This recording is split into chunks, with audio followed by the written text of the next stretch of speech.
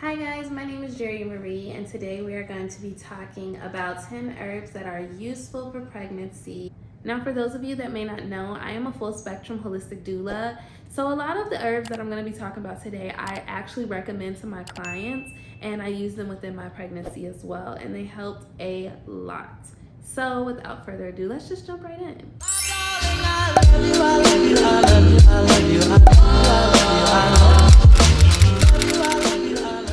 So the first herb that we're going to be talking about today is alfalfa. Alfalfa is known to alleviate most of the pregnancy-related symptoms such as morning sickness and nausea. Alfalfa is an herb that has lots of key minerals that are needed throughout pregnancy, such as magnesium, calcium, vitamin C, E, and K, as well as iron. But in addition to having a many variety of minerals, alfalfa is also known to increase milk supply. This is an herb that I like to tell birthing people to take right before they're about to give birth, or even within that last trimester of pregnancy, just to build up that good amount of colostrum.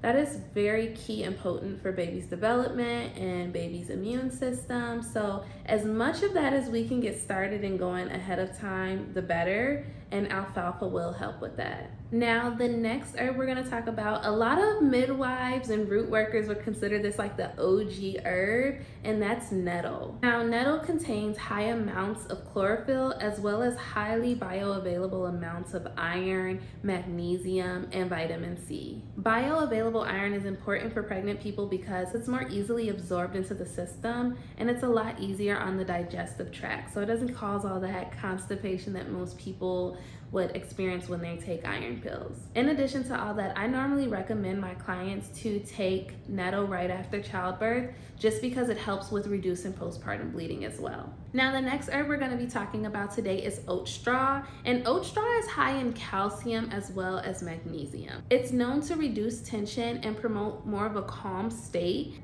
And in addition to using it as a tea, you can also use it as a herbal bath to help relax you and relax your muscles.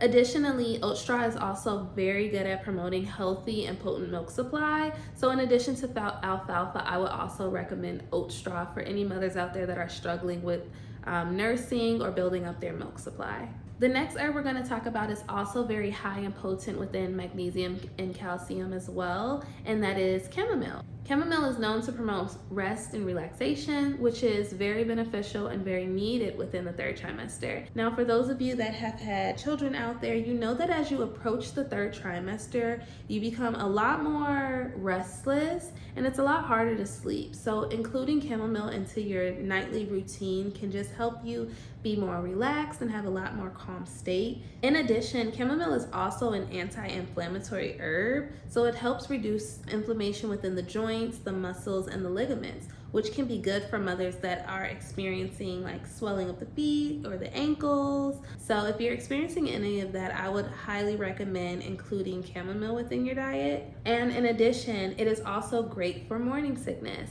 Now, even just smelling the tea itself can help alleviate morning sickness. So if you're maybe not a fan of chamomile or the way it tastes, or you just have no intention of drinking tea, it's a good herb to smell as well. Now, while we're on the topic of morning sickness, another good helpful herb out there would be peppermint.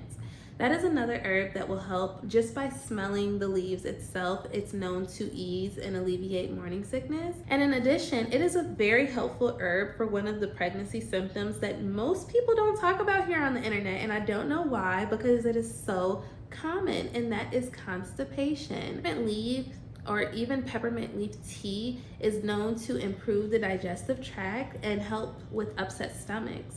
So if you are suffering from constipation, it can help just move things along more smoothly. No pun intended. The next herb we're going to be talking about is ginger root. And if you know me in my day-to-day life and you've seen me outside of YouTube, you know that I go hard for ginger root, guys. Like, ginger root and me are besties. It is such a potent and very healing herb and root. But in relation to pregnancy, it is a very beneficial herb because it is also one of the herbs that can help alleviate morning sickness and nausea. And actually, it has been clinically proven to ease nausea and treat morning sickness. In addition, ginger root is also a very good remedy for heartburn. And if you were like me, I had really bad morning sickness throughout my first trimester of my pregnancy. And it was so bad that I was throwing up so much, I was literally giving myself heartburn because of the acid and me throwing up basically nothing but stomach acid, which sounds gross, I know, but ginger root tea actually helped me not only alleviate the morning sickness by, slowing down the frequency of which I threw up, because it was bad, guys, but it also helped with the heartburn that was associated with it. So I stand by ginger root to the end of the earth, guys. Like, if you're pregnant out there and you're suffering from morning sickness or severe morning sickness, I would highly, highly recommend incorporating ginger root within your diet.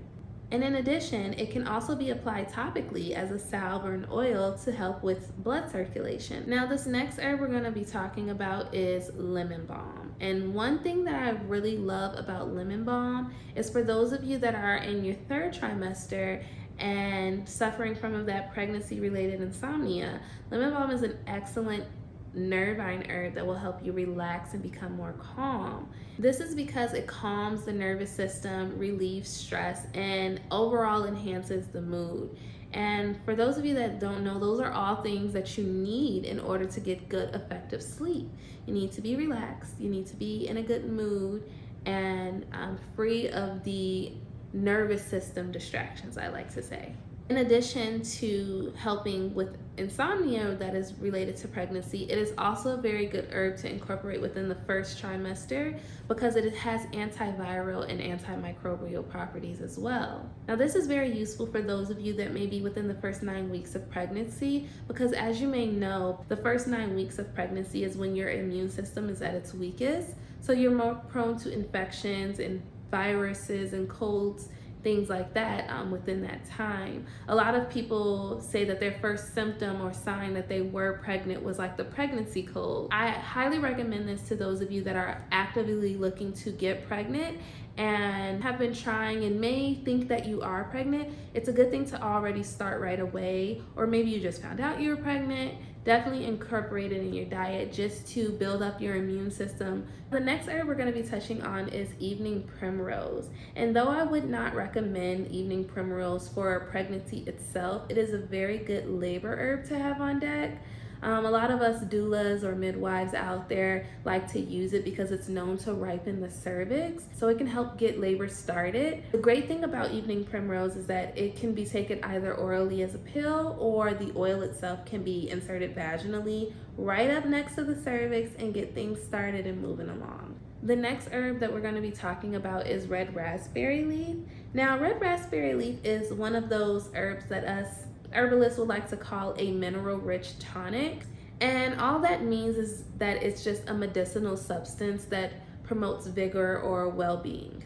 As a doula, I am always recommending red raspberry leaf to my clients just because of the effects that it has on helping to tone and strengthen the uterus. And the great thing is that there's actually an alkaloid within red raspberry leaf that is called fragrine. I'm probably saying it wrong, but this alkaloid is actually accredited with helping tone the uterus, which can be beneficial in preventing miscarriages as well as hemorrhaging. This is why I say that red raspberry leaf is one of those herbs that really anyone with the female organs and female reproductive system should have on deck. In addition, red raspberry leaf tea is known to alleviate morning sickness, nausea, and stomach upset during pregnancy as well. Now, the last herb that I want to touch on is a superfood that is indigenous to Africa, and it is called Moringa. Taking Moringa leaves can actually help pregnant and postpartum individuals reach their daily iron and calcium needs. And in addition to iron, Moringa leaves are also high in magnesium, zinc, vitamin C, and E, which are all important components for if you're trying to conceive. So in addition to Moringa being very helpful for those that are already pregnant, it is one of those superfoods that I would include in the diet if you are actively trying to conceive. Now, those are the 10 herbs that I recommend to clients as a doula myself. So if you enjoyed this video, don't forget to like and subscribe and hit that notification bell because I do post new videos every Thursday. Now, if you're located in the Minneapolis area and you're actively seeking a doula, make sure you check out the description box below for a link There you'll find all of the services that I offer within my doula business. And in addition, if you're currently pregnant and you're suffering from morning sickness, I also head to the description box as well, because there you'll find a link to a very, very helpful tea that may or may not have majority of the herbs that I talked about today that help with morning sickness. So once again, I want to thank you guys for sticking it out this far. But until next time, my loves, we will meet and we will talk more about holistic remedies and herbs and all that good shit. So, bye now.